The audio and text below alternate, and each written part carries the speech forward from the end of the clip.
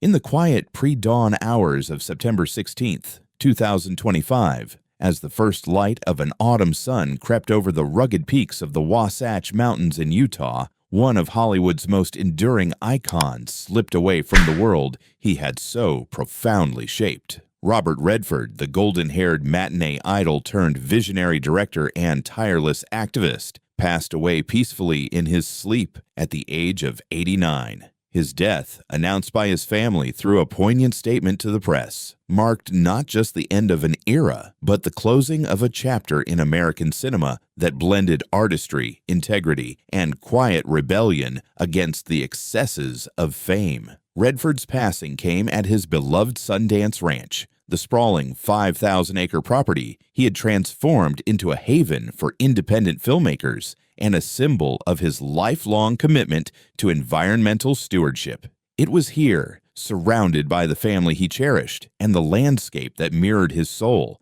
vast, unyielding, and breathtakingly beautiful, that Redford drew his last breath. The news rippled across the globe like a stone skipped across a still pond, stirring waves of grief, admiration, and reflection from fans, fellow artists, and political figures alike. But amid the tributes and retrospectives, it is the intimate, heartbreaking details of his final moments that linger most poignantly, a testament to the man who always prized privacy over spectacle. The proceedings began privately on September 29th, under a canopy of golden aspens in a secluded glade known as Bob's Meadow, a spot where Redford often sketched and meditated. Only immediate family and a handful of lifelong friends, Paul Newman's widow Joanne, via video from Connecticut, Jane Fonda, and Robert Town, were invited. A simple pine casket, handcrafted by Utah woodworkers using reclaimed barn timber, held Redford's body dressed in his favorite flannel shirt, khakis, and hiking boots. No embalming.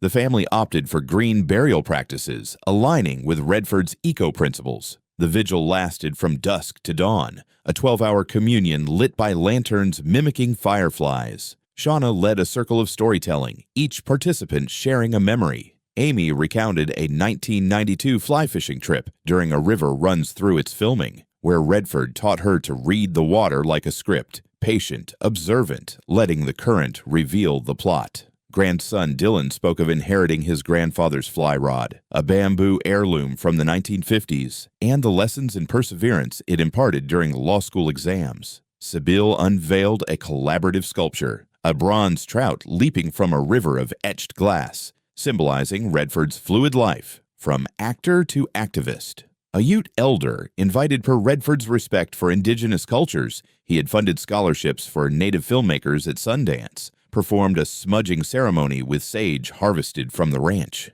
The air thickened with the herb's earthy smoke as prayers invoked the spirits of the mountains. As midnight tolled, the group fell silent, listening to a recording of Redford narrating Norman Maclean's A River Runs Through It.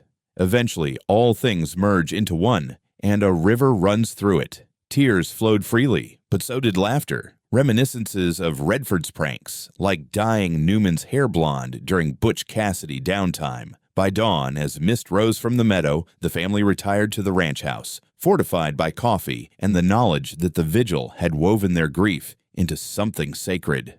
Day 2. The Memorial Screening. Reels of Remembrance. September 30th brought the public element, a nod to Redford's cinematic soul. At the Sundance Resort's Shadow Ridge Amphitheater, an open-air venue with 500 seats carved into the hillside, over 400 attendees gathered for a marathon screening curated by Amy and festival programmers. The program, titled The Redford Reel, spanned 4 hours, bookended by live introductions from collaborators. Opening with Butch Cassidy's cliff jump scene projected against the twilight sky, the event evoked gasps and applause. Jane Fonda, 87 and vibrant in a flowing caftan, took the stage first.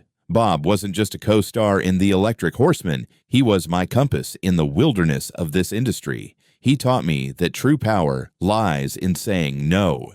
Her voice cracked, recounting their joint protests against nuclear power in the 1970s, a cause Redford championed alongside her. Leonardo DiCaprio followed, his tribute a masterclass in restraint. Working with Bob on The Company You Keep was like apprenticing under a master fly fisher. Every cast deliberate, every line taught with purpose. He didn't just act, he lived the truth. DiCaprio, flanked by environmental allies like Mark Ruffalo, announced a $1 million pledge from his foundation to Sundance's Climate Film Fund in Redford's name.